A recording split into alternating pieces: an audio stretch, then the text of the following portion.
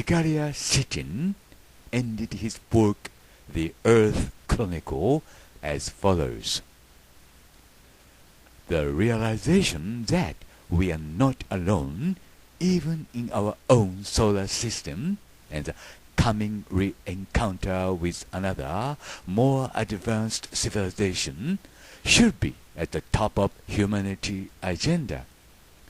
In that respect, a conference such as this is an important step in the right direction. To know the future, study the past. ゼカリア・シッチンは地球年代記の最後で次のように書いています。この太陽系だけでも地球人だけが知的生命体ではないと私たちがまず気がつくこと、そしてやがて私たち人間が私たちの文明よりはるかに優れた生命体と遭遇することを地球人である私たちは最重要の課題とすべきである。この点において正しい方向性を持った会議を持つことは重要なステップである。つまり未来を知るために私たちは過去を学ばねばならないと。Hiroshi Haya, Hamama City, Japan.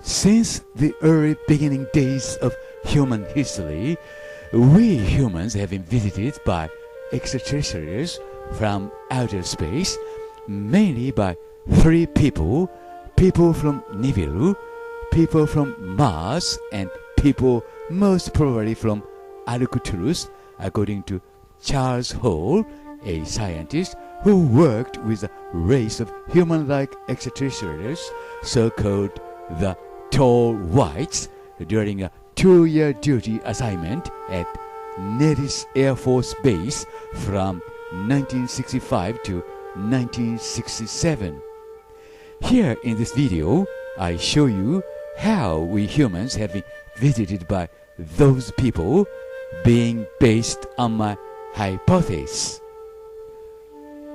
この動画の中では、私、林博の仮説に基づいて、地球の人間がどのように外惑星人たちによって訪問されてきたかを説明します。ニビルからやってきた人々、次に火星からやってきた人々、そしてトール・ホワイトです。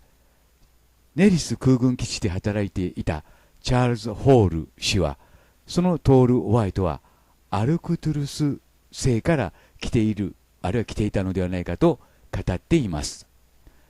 Hiroshi Haya, Hamama City, Japan.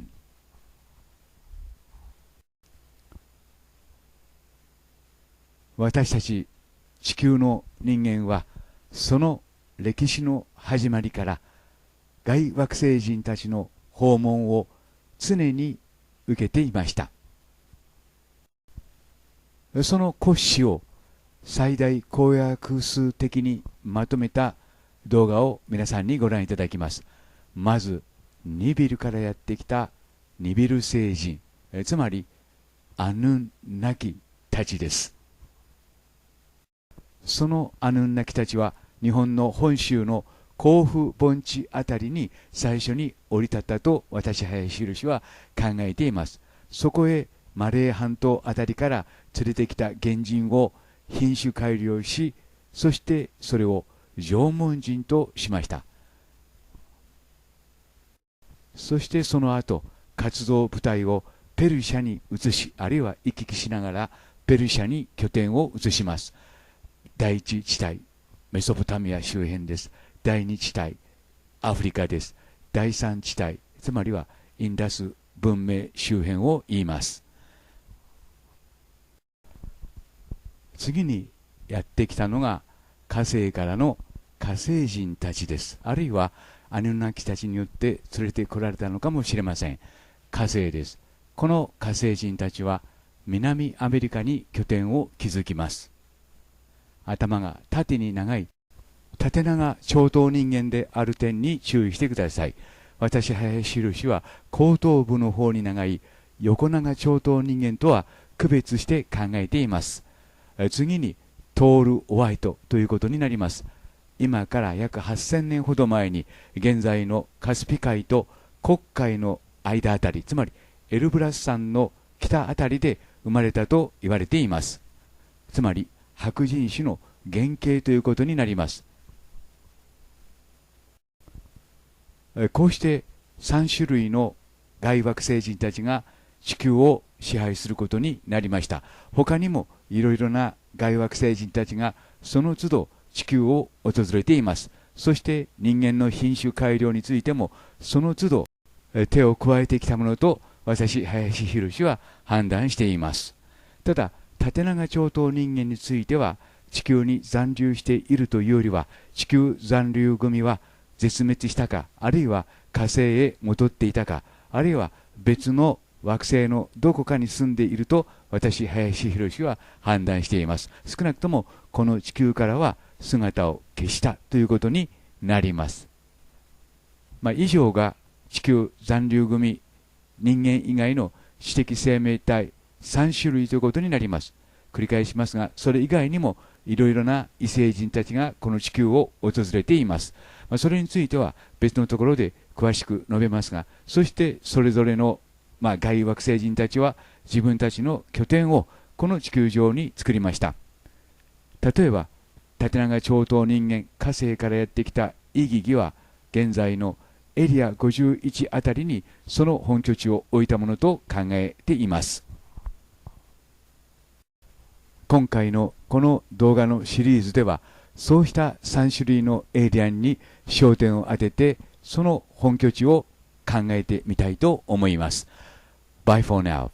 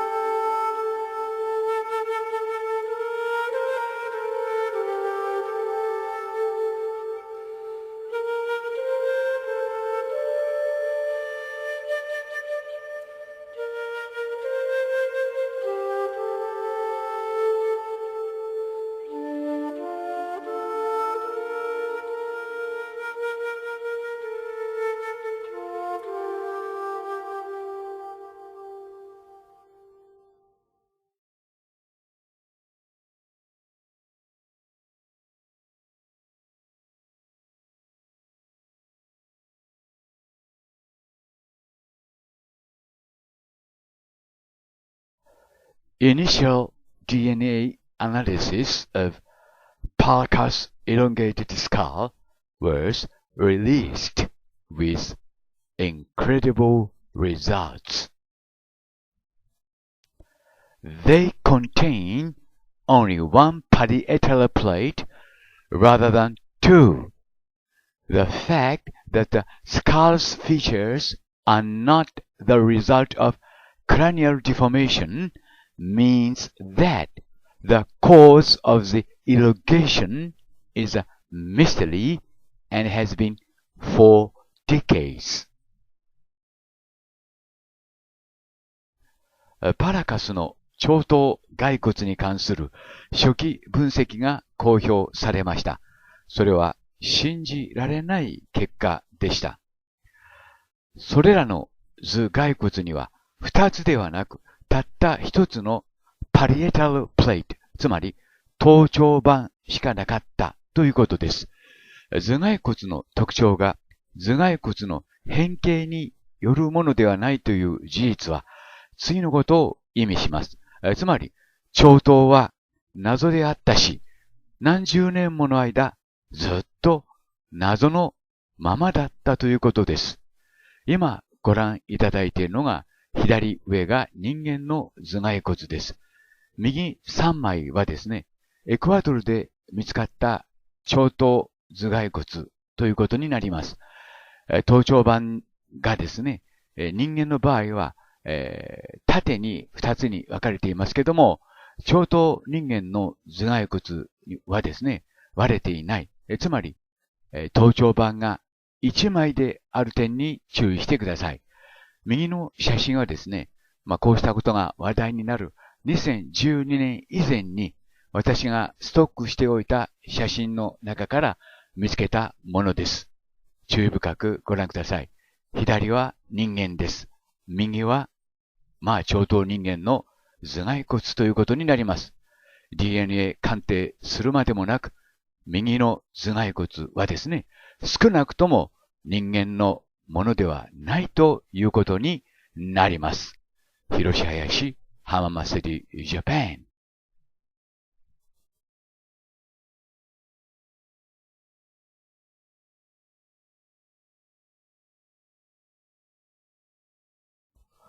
Why can't people accept the truth as it is, which is the biggest mystery to me?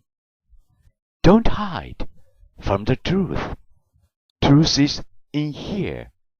You find it here in this video.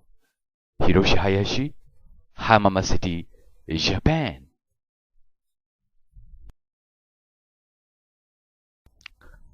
人間の頭蓋骨です。この矢印の方向線に注意してください。人間の頭頂板はこのように分かれています。が、コーンヘッドの頭にはそれがありません。これが皆さん事実です。どうしてこうした事実を素直に見て、認めて、そして受け入れないのでしょうか。右下がコーンヘッドの頭蓋骨です。見にくい点があるかもしれませんが、しかしよく見てください。中央の縫合線がありません。つまり、コーンヘッドは少なくとも人間とは違った骨格を持っているということになります。イコールエイリアンということにはならないのかもしれません。つまり、地球同化型のエイリアンということになります。縫合線に注意してコーンヘッドの頭蓋骨を見てください。コーンヘッドの多くにはこうした中央の縫合線がありません。DNA 鑑定するまでもなく、事実が事実を示していると思います。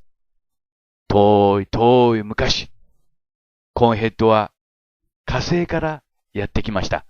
そして、この地球に同化したと、私、林博は考えています。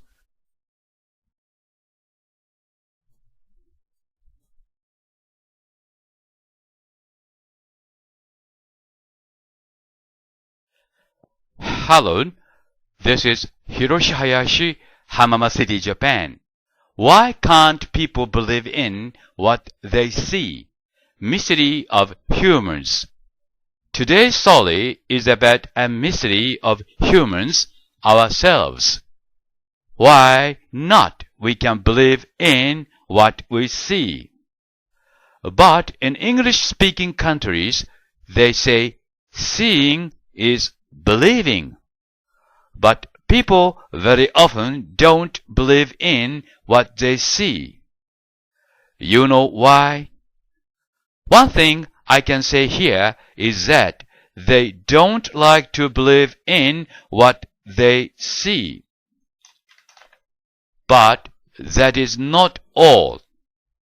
When they believe in what they see, the whole ideas in old rooms of their brains would collapse, of which they are afraid very much. People want to stay in the labyrinths of mysteries rather than to make adventures into the unknown world. That is called conservatism. Then I would like to ask you which way you choose to go.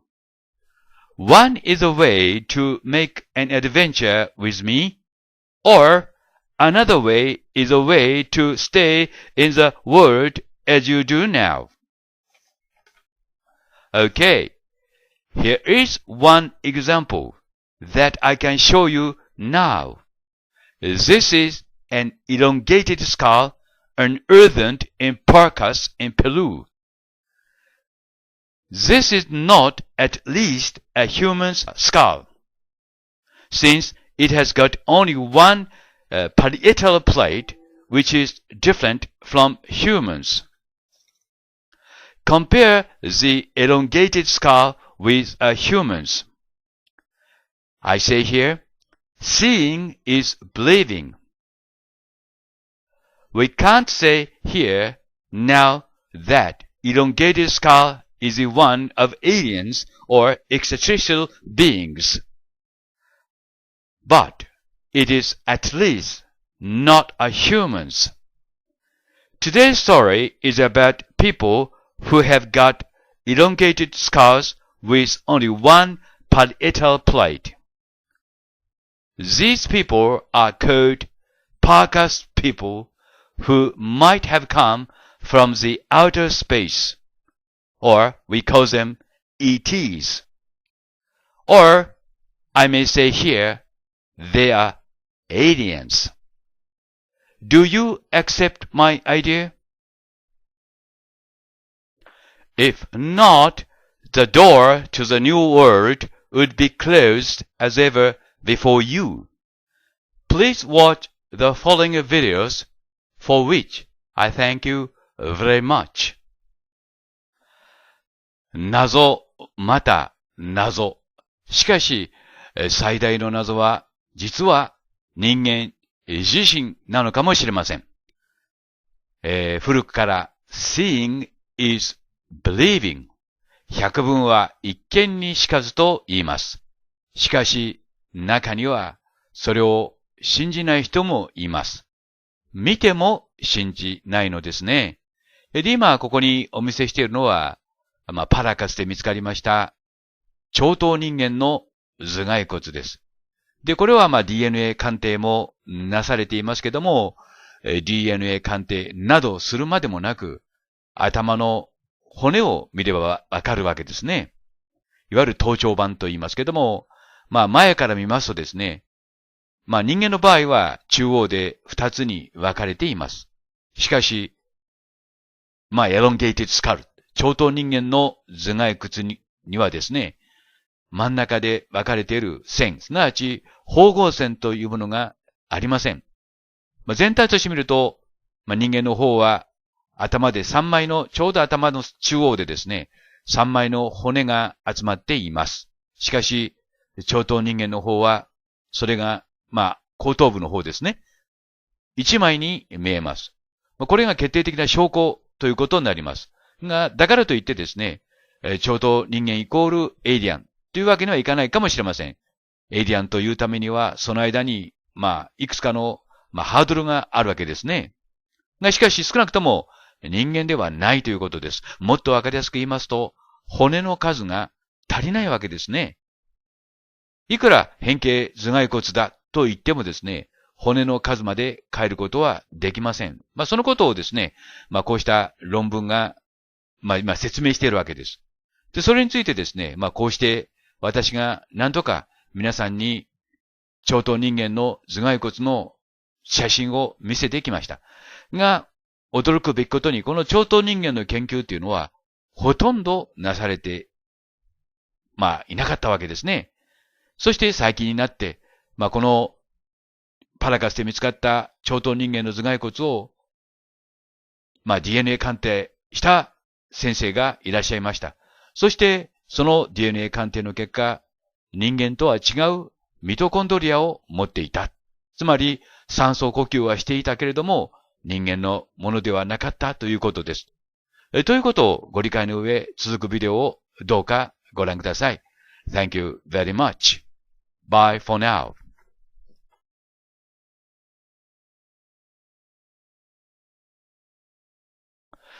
Hello, this is Hiroshi Haya, Hamama City, Japan. Elongated Scars and Parkas, an interview with Mr. Brian Forster.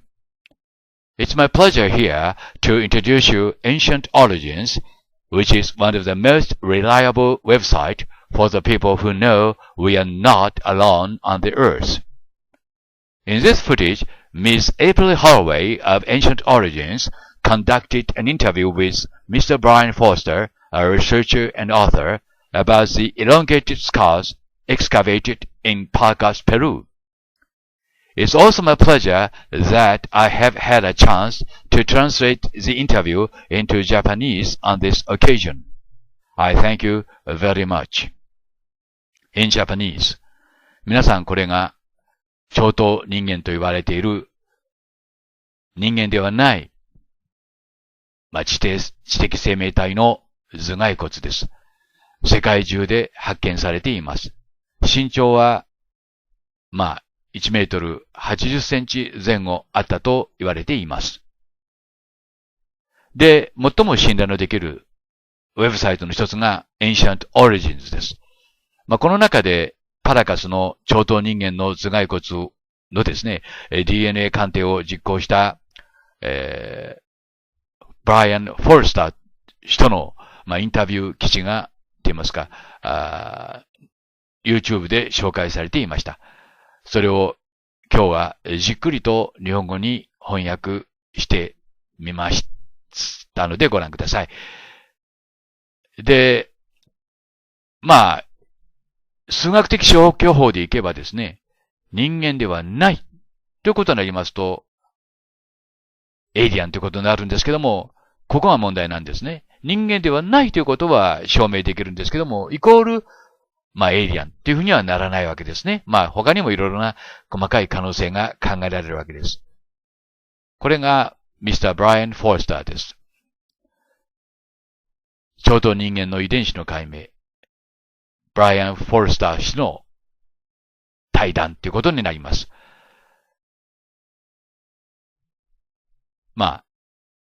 じっくりとご覧になってください。お読みください。Thank you.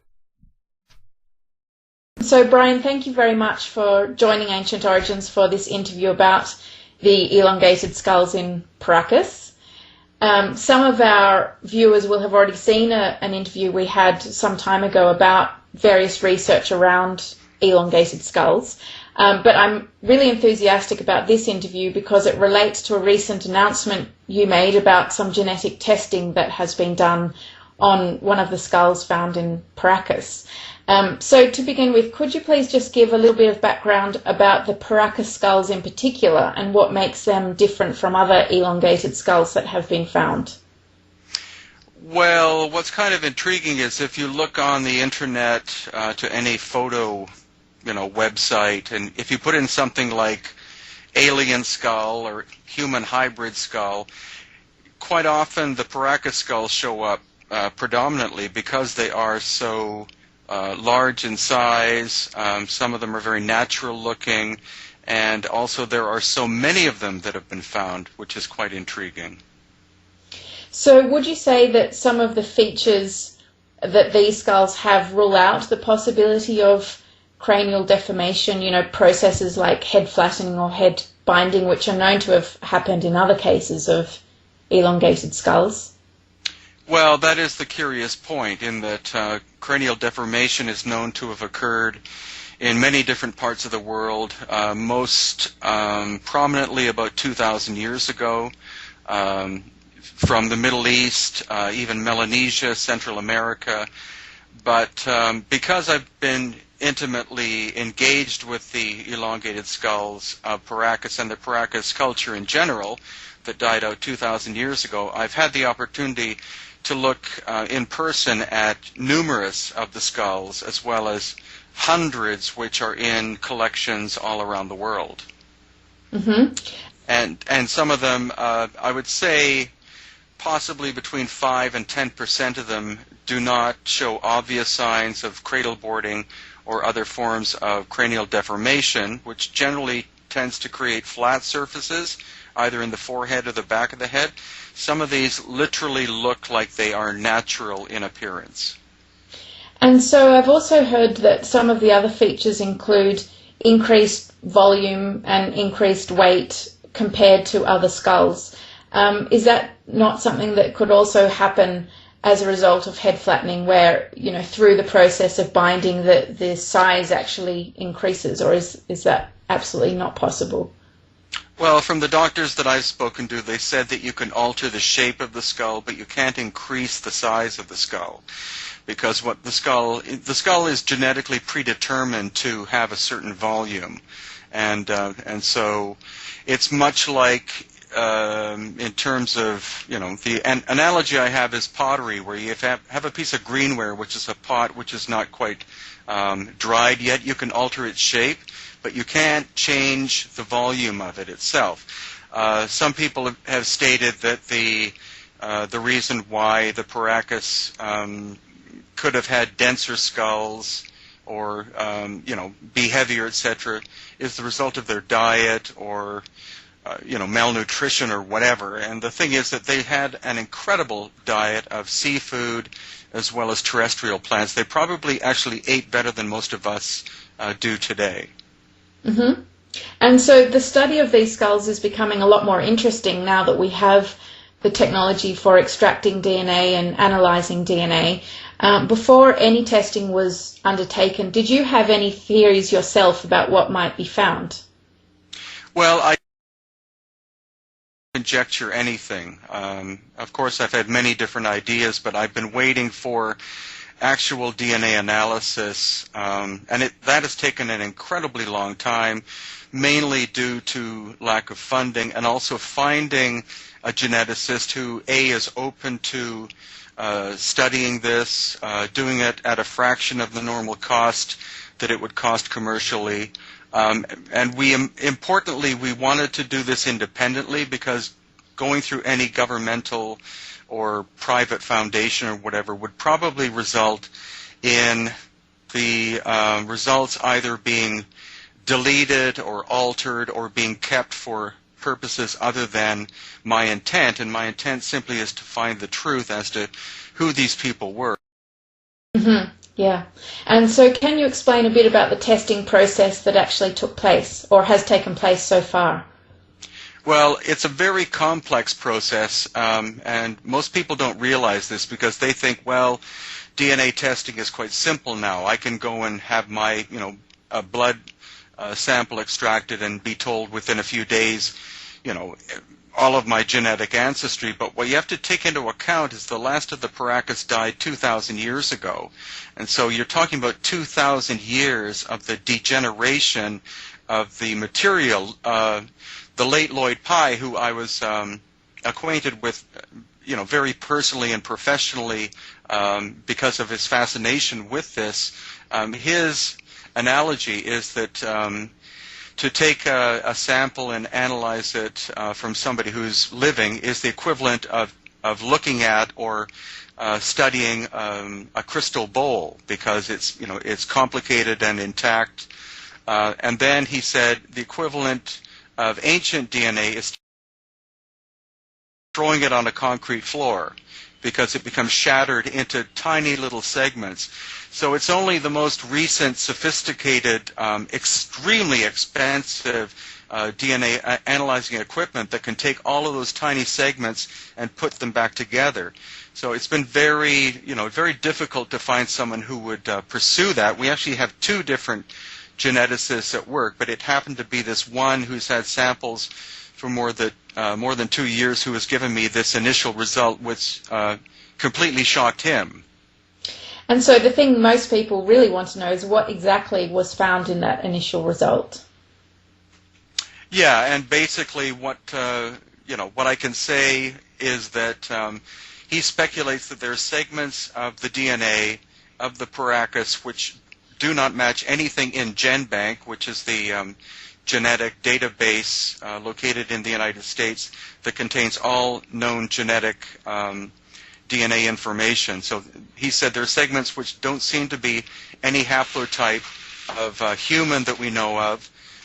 Also not related to Neanderthal or any other human-like being that has been studied so far. Quite incredible, really. But now you have emphasised that this is phase 1 or stage 1 of the testing. What then is the next stage after this one? Is it possible that this result is contaminated or it's not accurate, and that further stages may reveal something different? It is possible. However, this person who lives in the United States and has a doctorate, he does a lot of contract work with the U.S. government. So clearly, the government wouldn't choose someone who was flaky or a sensationalist. He's taken a lot of time. It's been more than 2 years for him to give us the initial result of one sample so far. But he does have samples from 3 different skulls from Paracus. And so what I'm hoping is that this, and the reason why I released it, this information, is to try to generate interest from the public so that we can do a fundraiser in order to be able to study the other 2 skulls as well as other samples from the 3 skulls themselves so that we can replicate the tests as many times as possible to see whether or not this is an anomaly or whether it's something which is truly mind-blowing, I guess is the term.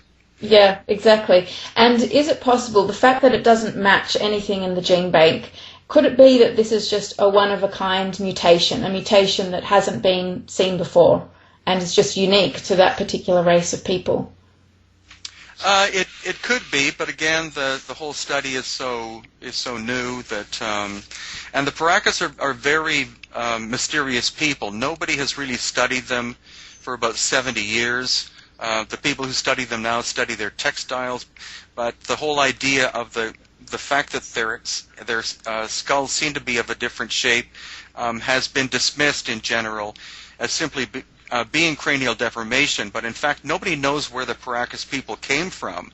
They lived on the coast of Peru, and through my studies, I believe that there's a certain percentage of their ancestry that comes from another part of the world, because they also, amongst the royalty, seem to have had reddish-brown hair, which is not a Native American characteristic, and they were reasonably tall. Some specimens we found were 5'10" to 6 feet to even taller in height, and that's quite atypical of a Native American person 2,000 plus years ago living on the coast of Peru.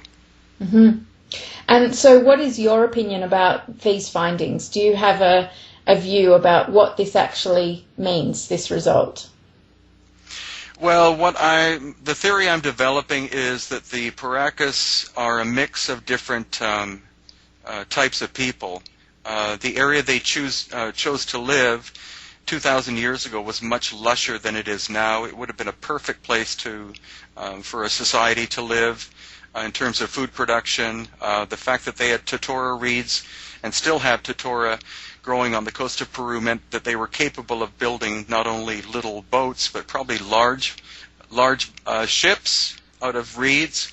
They had cotton to make sails, and they could have been great seafarers. I also believe that the famous Nazca people, who also occupied the area after the demise of the Paracas, could literally have wiped the Paracas culture out. Their knowledge, absorbed some of their some of their people would have interbred with the Nazca, but elongated skulls disappear in the Paracas area 2,000 years ago, and that corresponds with the arrival of the Nazca, who were a very warlike people. And so you say a different sort of mix of people. Now, the thing on everyone's mind is, are these skulls alien? Are they extraterrestrial? When you say a different mix of people, do you think there's a possibility that a race of beings did arrive in this part of the country and perhaps bred with humans? What's your view on that? Well, I'm open to the idea. The thing is, I don't want to go too far in that direction yet because, again, we've only had an initial result. But due to the fact that the geneticist has found segments of DNA which don't correspond to anything, I think it's doubtful that they're a separate breed or type of humanity, because where would they have come from? Mm-hmm. And again, the strange thing is this predominant aspect of these elongated skulls amongst the royal family is very, very odd.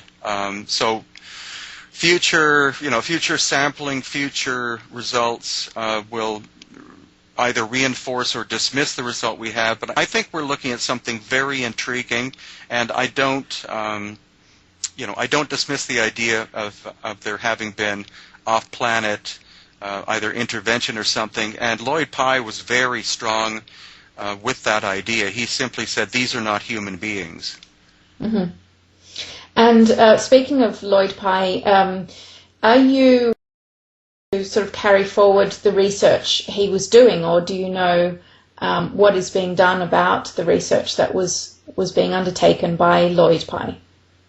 Yeah, several months before his death, he passed the Star Child skull and the information on to a group of people because he knew he was ill. He wasn't sure if he would recover, and so they're doing major fundraising. They've done a lot of genetic analysis, which people can see on Lloyd's website. The thing is, people really have to spend the time to read all of the information, because you can't get a full picture of what the Star Child is or was, through 5 or 10 minutes of reading. There's been a lot of money and effort spent on Star Child, and the unfortunate thing is there's only one Star Child, whereas there are hundreds of Paracas skulls. I mean, it's it's amazing, and the access is quite astonishing too, because being related with the Paracas History Museum, I've assisted in building up the collection to 40 skulls so far, and we are very open to researchers from around the world coming, whether they're doctors or geneticists or whoever, because we honestly want to get down or get to the bottom of this, and any outside help is very greatly appreciated. Well, I guess the quantity really opens up the possibility to replicate these results and keep everyone happy by doing those extra studies, having different researchers using different skulls, because then whatever the result will be a lot more convincing after all that replication has been done. Yeah, that's exactly it. And any scientific test means that you have to be able to replicate it. And that's why, again, this is an initial, you could even call it teaser result that I sent out to the public.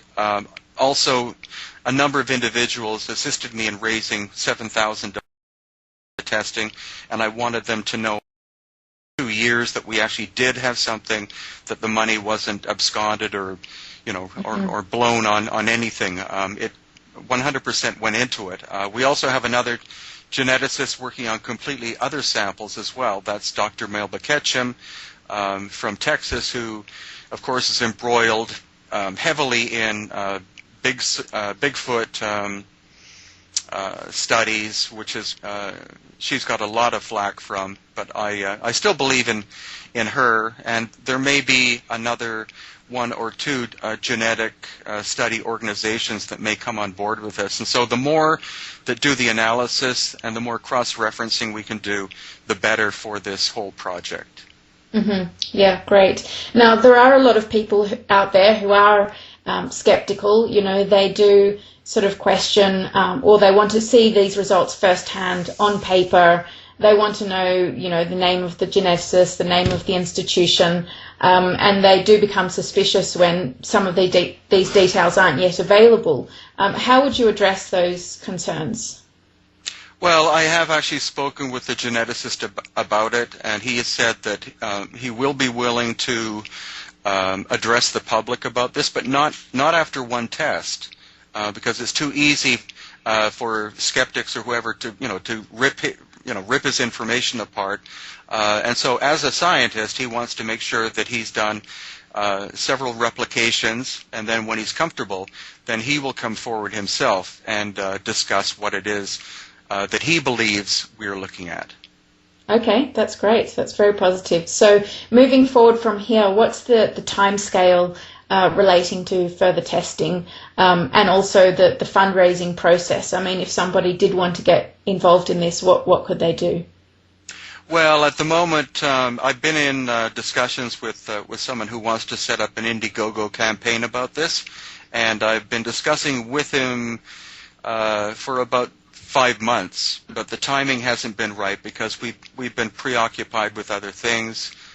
So probably within the next 2 or 3 months, we will set up a campaign very specifically targeted to very specific things. We'll have a complete list of where any funds will go, completely itemized. I will get nothing from it, just as I've received nothing financially from the previous fundraising that we did. And other samples have recently gone to the geneticist from a third party, and I'm still waiting for some kind of result from Dr. Melba Ketchum.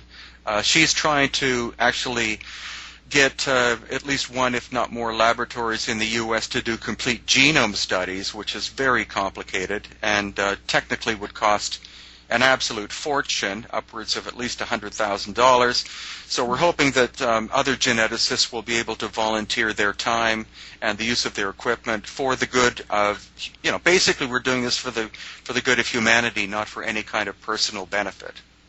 Yeah, I mean, the knowledge is incredibly important, regardless of what these skulls end up being, human or otherwise. It's still incredibly important for unraveling the history of our past. These are obviously an incredibly mysterious group of people. Well, definitely. And the thing is, since elongated skulls have also been found amongst the Olmec of Mexico, also in, not necessarily, people have said Russia. It's not really Russia. It's actually the area of Georgia and that area. There's quite a number of elongated skulls have been found there that date back about 2,000 years. And actually, I've been mapping where this process has existed all over the world. And so what I'm trying to do is try to set up some kind of concept of migration pattern, or in fact, were these different groups genetically related? We don't know yet. It's an ongoing procedure. But I'm very thankful that you wanted to cover this story at this time, because we're at the beginning, and any time that I get more information, I'm more than willing to share it with you. Well, thanks very much, Brian. We really appreciate you, informing us of everything going on, and we really look forward to the updates that you provide as things progress. Well, thank you, and your organization, Ancient Origins, is a phenomenal success. I'm very much a fan. Many other people are. You're growing very rapidly, and it's wonderful that such a group as yourselves are presenting this information to a global audience, because in the past it's always been little, small groups of people trying to do what you're attempting, and you're doing an incredibly good job at it. Well, thank you very much. Really appreciate it. My pleasure.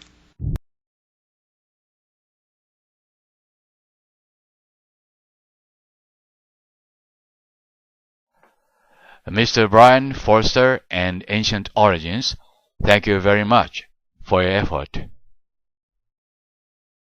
ということで、どのように判断なさるかは、私たちの問題ではないかと思います。ということで、これを確たる証拠と言わずして、何というかという問題なんですね。そういうことも含めまして、続くビデオをどうかご覧ください。See you again next time, and bye for now.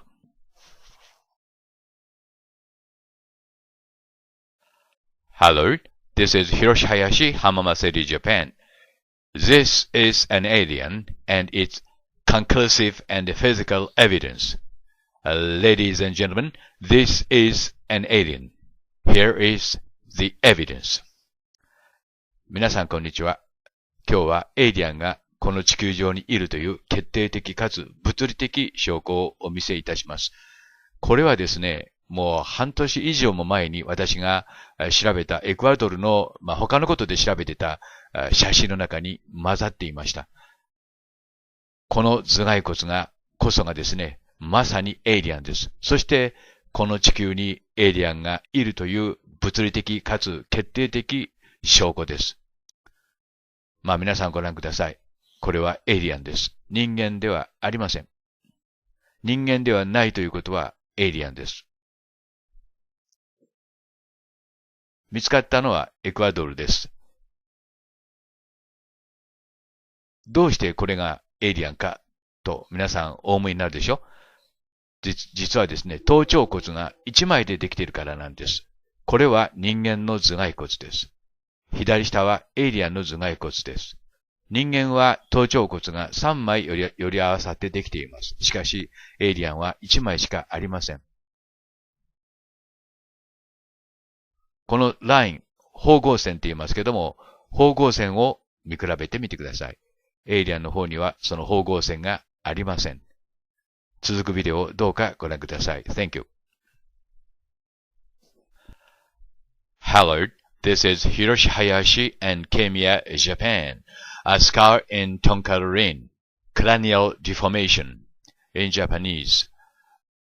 ケミヤさんからですね、トンカラリンの近くで変形頭蓋骨が見つかった。長頭頭蓋骨ではないかという連絡をいただきました。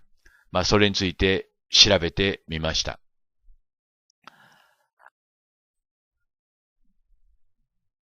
で、そのビデオも見てみました。で、長頭人間、コーンヘッドとも言いますけども、頭蓋骨は全世界で見つかっています。私が最初に知ったのはこのコーカサスですね。で、まとまって見つかっています。それから最近見つかったパラカス。っていうか、このパラカスの頭蓋骨は最近ではありませんけども、DNA 鑑定がなされました。それから、ナスカでも見つかりました。アタカマ、エジプトでももちろん見つかってますけども、ツタンカーメン家族は、このような長頭人間であったというふうに言われています。それから場所わかりませんけども、ロシアでも、それから全世界であちこちで見つかっています。で、日本でも、見つかったということになるわけですね。で、これがその変形頭蓋骨ですけども、これは果たして何なのかということなんです。この頭蓋骨の特徴はですね、顔の前面部が、ぺしゃんこになっていると言いますか、普通ではないということですね。で、ビデオの中では、板のようなものを当てて、そして変形させたんだというような説明がなされていました。じゃあ、コーンヘッドとヒューマンはどこが違うかということなんですね。ちょっとこの絵では見にくいんで、写真いろいろ探してみたんですけどもね、真上からの写真がないんですね。で、私これ自分の書いた本の中から撮りました。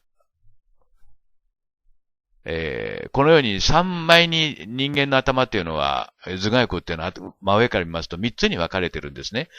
いわゆるその、頭頂骨が中央で2つに分かれているわけです。これが人間の頭蓋骨なんですけども、コーンヘッド、いわゆる長頭人間の頭蓋骨には今言いました中央のラインがないんです。縫合線って言いますけども、それがないんですね。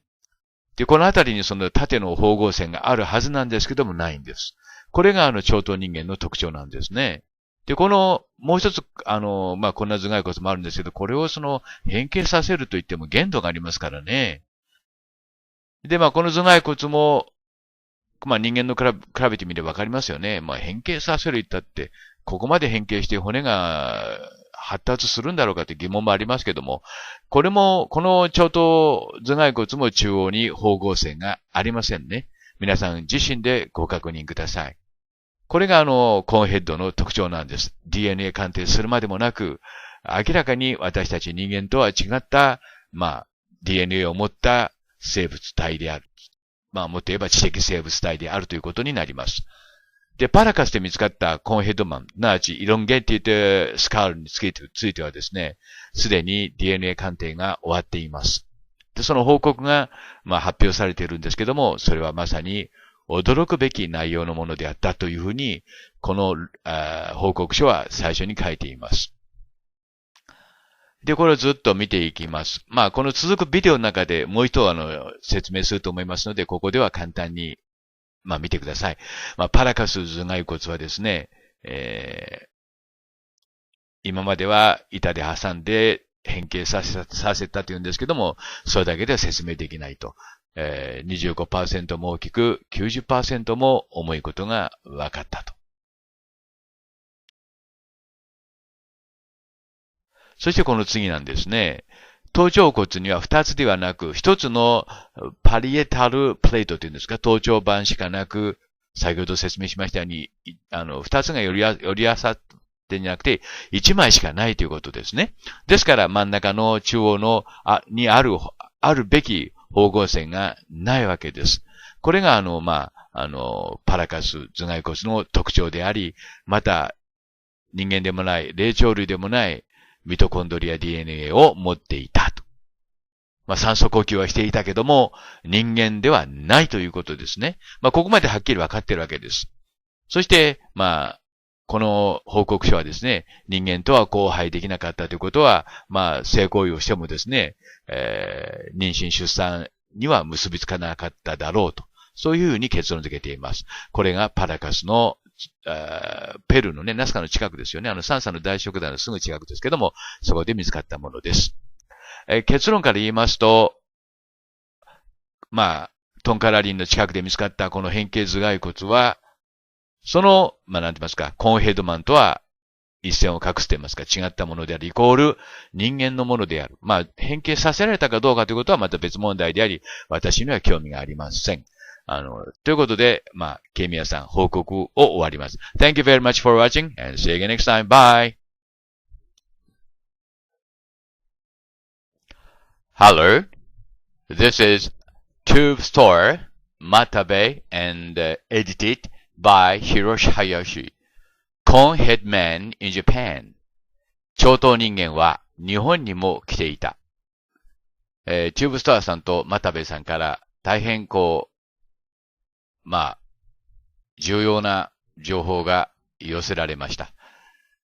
コーンヘッドマンは日本にも来ていた。その証拠と、そしてコーンヘッドマンはエイリアンであった。その証拠と証明です。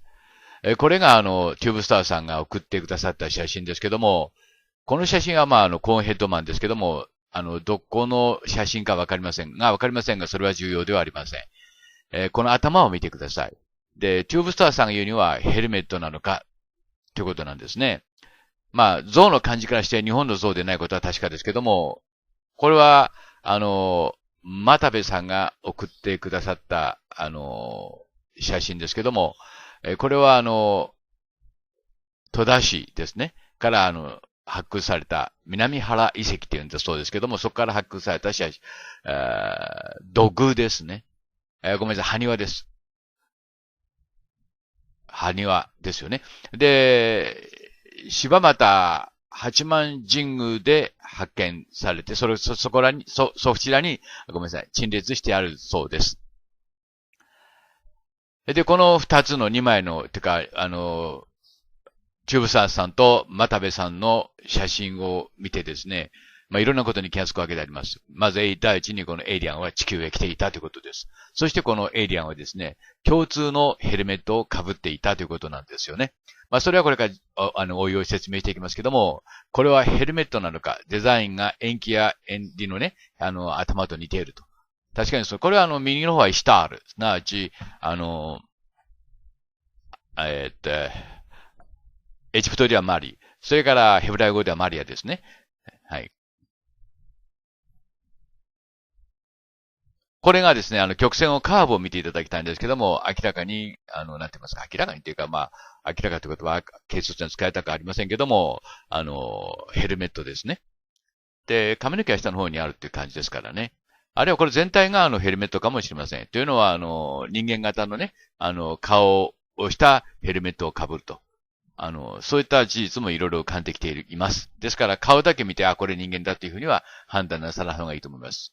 で、これはですね、エンリルからある王がですね、シュメリアン、真ん中の生命の言ってですけども、神剣を渡されているところですね。丸い輪に短冊がついています。前方後円符の形ですよ。そしてこれをイナンナ。これはイシュターのことです。これは別の絵なんですけども、延期がです。これ延期と書いてありますけども、説明にはね、エンリルということになりますよね。エンリルが神剣をイシュタール。なわち、イシュタール、イナンナに渡しているところです。名前はいろいろ変わるんですね。この女神はですね。それはケイミヤさんが教えてくださいました。で、これもイナンナ、イシュタールです。で、この頭をここで見ていただきたいんですけどね。この黄色いのは、神剣は和刀、それから短冊です。で、この頭を順に比較してみますと、皆さん同じだということにお気づきになると思います。コンセプトが同じなんですね。なんていうのかな、ふにゃふにゃふにゃふにゃふにゃと波のようなものがくっついているということなんですよね。そして、それと、またこれがイシュタール、いわゆるイナンダですね、の頭と比べてみてください。これでも決定的ですね。これはエイリアンのヘルメットであると。いわゆる王たちのね、息子たちと、そしてその孫娘のヘルメットであるということは、これで証明されました。それから今度は、エイリアンの証明をこれからしなくちゃいけませんので、それにはこのダヴィンチの描いた絵を見てください。左のがダヴィンチです。で、右にいるのがコーンヘッドマンですね。仲良かったんですね、この雰囲気からして。で、頭をこう比べてみてください。同じだということにお気づきになると思います。いわゆる超等人間、コーンヘッドマンです。で、これはブルガリアにある、ソフィアにある、アレキザンダー・ネフスキーという、寺院です。その中に、こうした2枚の絵があるんですけどね、左側の絵が古い、右の方が修復されたのが新しいのがよくわかりませんけども、この色とこのビショップの顔を見てください。鼻が低くて、そしてなんて言いますか、頭が長くてということにわかりますね。これがコーンヘッドマンです。手が異常に長くて小さいです。腕が長くて手が小さいです。これがパラカスで見つかったコーンヘッドマンです。で、これはDNA 鑑定がすでになされています。これが確か柴又で、の八幡神宮にある、超等人間ですね。やはり比べてみますとわかるように頭が長いことわかりますね。いわゆる超等人間は日本へも来ていたということです。これが事実の証明ですね。超等人間は日本にも皆さん来ていたんですよ。そして、重要なことはですね、このコーンヘッドマン、超等人間は人間ではありませんでした。明らかに人間とは違う DNA を持っていました。その鑑定の結果も出ています。エイリアンは皆さん存在するんですよ。これを証拠手はずして何というかということで続くビデオをどうかご覧ください。